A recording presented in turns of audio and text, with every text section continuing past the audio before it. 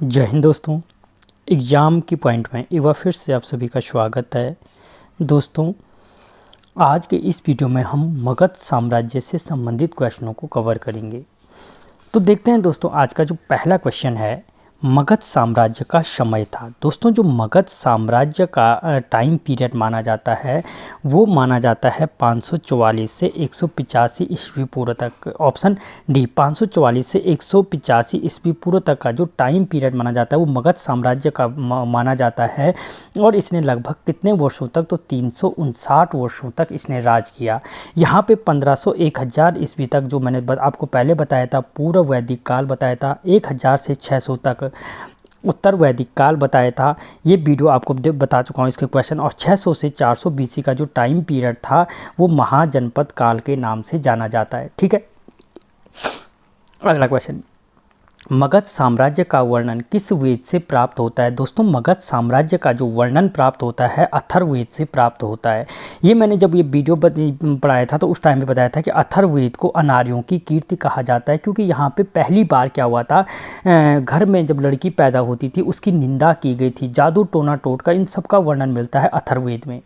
अगला क्वेश्चन, सर्वप्रथम मगध की गद्दी पर किस वंश का अधिकार था? दोस्तों, मगध की गद्दी पर जो सर्वप्रथम अधिकार किया था वो हर्यक वंश ने किया था। किसने किया था? हर्यक वंश ने किया था। और एक चीज़ यहाँ पे एक छोटी सी ट्रिक बताता हूँ मैं आपको। हंसनामा क्या है? हंसनामा में क्या है दोस्तों? हर्यक वंश ने किया, उसके बाद शिशुनाग वंश ने किया, उसके बाद नंद वंश ने किया और उसके बाद मौर्य वंश ने किया। हंसलेनामा। तो माँ के नाम पर एक बार चैनल को सब्सक्राइब कर लो और वीडियो को लाइक कर लो।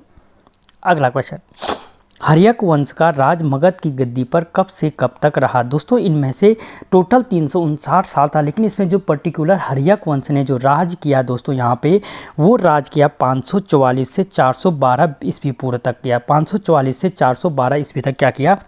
यहाँ पे हर्यक वंश ने राज किया। अगला क्वेश्चन, हर्यक वंश का संस्थापक था। दोस्तों, जो हर्यक वंश का संस्थापक कौन था? तो बिंबसार था। कौन था? बिंबसार था। और मैंने पहले भी बोला था यहाँ पे कि जब मैंने क्या महाजनपद पढ़ाया था कि मगध सर्वशक्तिशाली था और यहाँ पे क्या था? बिंबसार का राज था। किसका राज था? बिंबसार का राज था। अगला क्वेश्चन, भारत के इतिहास का सबसे बड़ा कार्यकाल किसका माना जाता है? तो बिंबसार का कार्यकाल माना जाता है। भारत के इतिहास का सबसे बड़ा कार्यकाल जो माना जाता है वो बिंबसार का कार्यकाल माना जाता है। और जो इसने राज किया कब से? 544 से इसने जो राज किया 544 बीसी से 492 ईस्वी तक, ईस्वी पूर्व तक राज किया। ठीक है, ईस्वी पूर्व तक राज किया, यानी टोटल इसने 52 वर्षों तक राज किया। भारत के इतिहास में सबसे अधिक समय तक कोई भारत का राजा रहा तो वो बिंबसार था, जो कितने सालों तक रहा? तो 52 सालों तक भारत की गद्दी पर बैठा रहा या मगध की गद्दी पर बैठा रहा। बिंबसार को अन्य किस नाम से जाना जाता है? दोस्तों, जो बिंबसार को जाना जाता है श्रोणिक के नाम से जाना जाता है। यहाँ पे अगर हम देखें पृथ्वी प्रथम वीर के नाम से किसको जाना जाता है?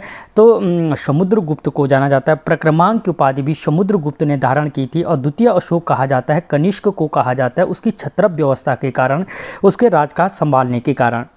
अगला क्वेश्चन, अंग महाजनपद को जीतने वाला शासक था। दोस्तों, जो अंग महाजनपद था उस अंग महाजनपद को किसने जीता था? तो वो भी बिंबसार ने जीता था। अंग को किसने जीता था? बिंबसार ने जीता था। अब मैंने जब महाजनपद पढ़ाया था, अगर आपको याद हो, वहाँ पे थोड़ा सा भी पिछला वीडियो जिसने नहीं देखा वो चैनल की प्लेलिस्ट में जा करके देख सकता है कि अंग था जो जिसकी राजधानी कहाँ पे थी? चंपा में थी। ठीक है, और किस नदी के तट पे थी? तो मालनी नदी के तट पे थी। तो इसको जीता किसने था? तो इसको बिंबसार ने जीता था। और जब बिंबसार इसको जीतता है तो इसको जीतने के पश्चात बिंबसार क्या कर देता है कि यहाँ अजातशत्रु को यहाँ का राजा बना देता है। किसको? अजातशत्रु को यहाँ का राजा बना देता है। अगला क्वेश्चन, बिंबसार बाद में किस धर्म का अनुयायी बना? तो यार पूछा जा सकता है कि बिंबसार पहले किस धर्म का अनुयायी था? तो दोस्तों, बिंबसार पहले बौद्ध धर्म का अनुयायी था। किसका था? बौद्ध धर्म का अनुयायी था। और बौद्ध धर्म का अनुयायी था तो अपनी पत्नी चेलना के कारण, अपनी पत्नी किसके कारण? चेलना के बोलने पर ही क्या हो जाता है? जैन धर्म का अनुयायी बन जाता है। बौद्ध धर्म से शिफ्ट हो जाता है किसमें? जैन धर्म में अनुयायी शिफ्ट हो जाता है। कौन? बिंबसार जैन धर्म में शिफ्ट हो जाता है। अगला क्वेश्चन जो था, बिंबसार का राजवैद्य कौन था? दोस्तों, जो बिंबसार का जो राजवैद्य था वो जीवक था। कौन था? जीवक था। जबकि कनिष्क का जो राजवैद्य था वो चरक था, जिसने चरक संहिता का निर्माण किया था। क्या किया था? चरक संहिता का निर्माण किया था। किसने? चरक ने किया था। अगला क्वेश्चन, सर्वप्रथम अस्थाई सेना किसने रखी थी? दोस्तों जो सर्वप्रथम अस्थाई सेना रखी थी वो भी बिंबिसार ने सर्वप्रथम अस्थाई सेना रखी थी। अगर पंवार वंश की बात करें हम, तो पंवार वंश में अजय पाल ने सर्वप्रथम अस्थाई सेना रखी थी और अस्थाई सैन्य छावनी चंद वंश में उद्योग चंद ने बनाई थी। किसने बनाई थी? उद्योग चंद ने अस्थाई सैन्य छावनी बनाई थी। अगला क्वेश्चन, बिंबिसार ने अपनी राजधानी किस स्थान को बनाया था? दोस्तों जो बिंबिसार था उसने अपनी राजधानी किस स्थान को बनाया था? तो उसने अपनी राजधानी को जो बिंबिसार था उसने अपनी राजधानी राजगृह को बनाया था। जबकि इससे पूरा गिरिब्रज राजधानी थी। महाभारत काल में यहाँ पे क्या था? बृहदर्थ का राज था और उसका पुत्र था जरासंध। सुना होगा तुमने वीर जरासंध की कहानी। तो जरासंध तब तक इनकी जो राजधानी थी गिरिब्रज में थी, लेकिन जैसे ही बिंबिसार गद्दी पर बैठता है तो राजगृह को अपनी राजधानी बना देता है। अगला क्वेश्चन, बिंबिसार की हत्या किसने की? तो दोस्तों बिंबिसार की जो हत्या की थी उसके पुत्र अजातशत्रु ने की थी। उसी का पुत्र था अजातशत्रु, जिसको उसने क्या बनाया था? अंग का क्या बनाया था? राजा बनाया था। महारथी कर्ण के बारे में मैंने रिलेट करके समझाया था, जिसकी राजधानी कहाँ पे थी? चंपा में थी, जिसको उसने यहाँ का राजा बनाया था। उस अजातशत्रु ने अपने पिता बिंबिसार की हत्या कर देता है। क्यों करता है? क्योंकि बिंबिसार का बड़ा बेटा का नाम था दर्शक, और जब बिंबिसार क्या करता है कि अपने मरने से पहले दर्शक को राजा घोषित कर देता है, जिससे गुस्सा होकर अजातशत्रु क्या कहता है कि सारी लड़ाई में मैंने तेरी मदद की, और लास्ट में राजा तो इसको बना रहा है। तो इसलिए क्या करता है? अजातशत्रु क्या कर देता है? यहाँ पर बिंबिसार की हत्या कर देता है। और बिंबिसार ही वो महाजनपदों में से सबसे शक्तिशाली शासक था, जो उस टाइम की सुंदर स्त्री थी आम्रपाली, उसको क्या बना देता है? वैश्या से अपनी पत्नी बना देता है। ये मैंने वहाँ पे समझाया था। अगला क्वेश्चन, पितृहंत्या वंश के नाम से किस वंश को जाना जाता है? दोस्तों जो पितृहंत्या वंश के नाम से अभी मैंने कहा अजातशत्रु ने की थी किसकी हत्या? अपने पिता बिंबिसार की हत्या की थी। और किस वंश का था? तो हर्यक वंश का था। यानी हर्यक वंश को क्या कहा जाता है? पितृहंत्या वंश के नाम से भी जाना जाता है। अगला क्वेश्चन, निम्न में से किस शासक को कुणिक के नाम से जाना जाता है? दोस्तों कुणिक के नाम से जो जाना जाता है वो अजातशत्रु को जाना जाता है। अभी मैंने कहा बिंबिसार को किसके नाम से जाना जाता है? तो श्रोणिक के नाम से जाना जाता है। किसको? बिंबिसार को। बार बार इसलिए बोल रहा हूँ, कुछ ना कुछ याद हो। अजातशत्रु को कुणिक और बिंबिसार को श्रोणिक के नाम से जाना जाता है। अगला क्वेश्चन, प्रथम बौद्ध संगति किस शासक के कार्यकाल में हुई थी? दोस्तों जो प्रथम बौद्ध संगति हुई थी, जो ये बौद्ध संगति थी किसके कार्यकाल में हुई थी? तो अजातशत्रु के कार्यकाल में हुई थी। राजा महाराज गृह में प्रथम बौद्ध संगति हुई थी। अगर पूछा जाए कहाँ पे हुई थी तो राजगृह में हुई थी। ठीक है। इसके अध्यक्ष कौन था? तो महाकश्यप इसका अध्यक्ष था। ठीक है, महाकश्यप था। और किसके शासनकाल में हुई थी? तो अजातशत्रु के शासनकाल में ये प्रथम बौद्ध संगति हुई थी। अजातशत्रु किस धर्म का अनुयायी था? दोस्तों जो अजातशत्रु था वो किस धर्म का अनुयायी था? देखो इसने प्रथम बौद्ध संगति किसने की कार्यकाल में हुई? अजातशत्रु ने संरक्षण दिया था प्रथम बौद्ध, लेकिन ये खुद जैन धर्म का अनुयायी था। यहीं पे समझ लो, प्रथम बौद्ध संगति अजातशत्रु का था, लेकिन धर्म का अनुयायी किसका था? ये जैन धर्म का अनुयायी था। ठीक है।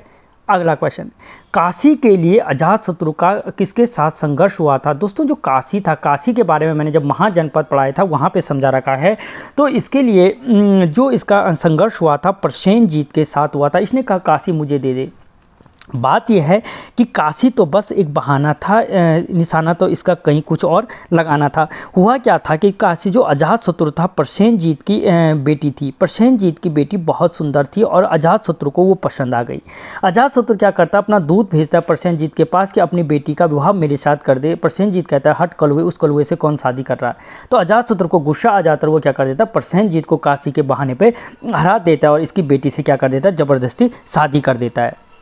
अजातशत्रु ने मगध की गद्दी पर कितने वर्ष तक राज किया? दोस्तों जो अजातशत्रु था, अजातशत्रु ने जो मगध की गद्दी पर जो राज किया था वो 32 सालों तक किया। देखो एक चीज़ यहीं पे समझ लो, 52 वर्षों तक राज किया था।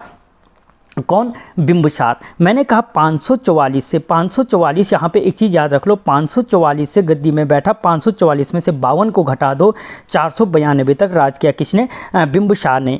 अब अजातशत्रु ने 32 साल किया, 492 में से 32 घटा दो, कितना हो जाएगा? 460 हो जाएगा। ठीक है, तो यानी 52 वर्षों तक राज किया बिंबिसार ने और 32 वर्षों तक राज किया किसने? अजातशत्रु ने। अगला क्वेश्चन, महाशिला कटक नामक हथियार का सर्वप्रथम प्रयोग किस शासक ने किया? जो महाशिला कटक उस टाइम का सबसे खतरनाक जो हथियार था वो महाशिला कटक था, और उसका सर्वप्रथम जो प्रयोग किया था वो अजातशत्रु ने किया था। किसने किया था? अपने शत्रुओं का नाश करने वाले अजातशत्रु ने किया था। अगला क्वेश्चन, उदयीन ने मगध की गद्दी पर कितने वर्ष का राज किया? दोस्तों जो उदयीन था उसने 16 वर्षों तक राज किया था मगध की गद्दी पर। कब से कब तक? 460 में मैंने कहा अजातशत्रु मारा जाता है, और 444 तक 16 घटा तो कितना हो रहा है? 444 तक क्या किया इसने? उदयीन ने मगध की गद्दी पे राज किया, 52 वर्षों राज किया। बिंबिसार ने 32 वर्ष राज किया। अजातशत्रु ने 16 वर्ष राज किया। किसने? उदयीन ने। अगला क्वेश्चन, मगध सम्राट अजातशत्रु की हत्या किसने की? तो उसके अजातशत्रु की जो हत्या की उसके पुत्र उदयीन ने की। देखो जो जैसा बोता है वैसा मिलता है, क्योंकि अजातशत्रु ने अपने पिता बिंबिसार की हत्या की थी। बिंबिसार की हत्या की थी किसने? अजातशत्रु ने। और अजातशत्रु की हत्या की किसने? उसके पुत्र उदयीन ने। इसीलिए इसको क्या कहा जाता है? पितृहत्या वंश के नाम से भी जाना जाता है। ठीक है।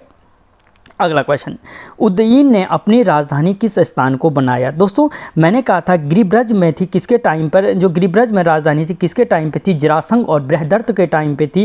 राजगृह को बनाता है बिंबिसार, और उदयीन अपनी राजधानी को पाटलिपुत्र ले आता है। पाटलिपुत्र की स्थापना भी किसने की थी? उदयीन ने की थी, और जिसका पुराना नाम क्या था? तो कुसुमपुरा के नाम से जाना जाता था। पाटलिपुत्र को प्राचीन नाम अगर पूछे तो कुसुमपुरा के नाम से जाना जाता था। यानी उदयीन अपनी राजधानी को पाटलिपुत्र लेके आ गया। हर्यक वंश का अंतिम शासक कौन था? दोस्तों जो हर्यक वंश था जिसकी स्थापना बिंबिसार ने की थी 544 ईस्वी में की थी, उस वंश का प्रथम शासक बिंबिसार था जिसने 52 सालों तक राज किया। और जो अंतिम शासक था वो नागदशक था। कौन था अंतिम शासक? नागदशक इसका अंतिम शासक था। ठीक है। अगला क्वेश्चन, हर्यक वंश का अंत किसने किया? दोस्तों जो हर्यक वंश का अंत था, हर्यक वंश का अंत शिशुनाग ने किया। हर्यक वंश का शिशुनाग ने किया। शिशुनाग क्या था? हर्यक वंश का महासेनापति था, और वो क्या करता है?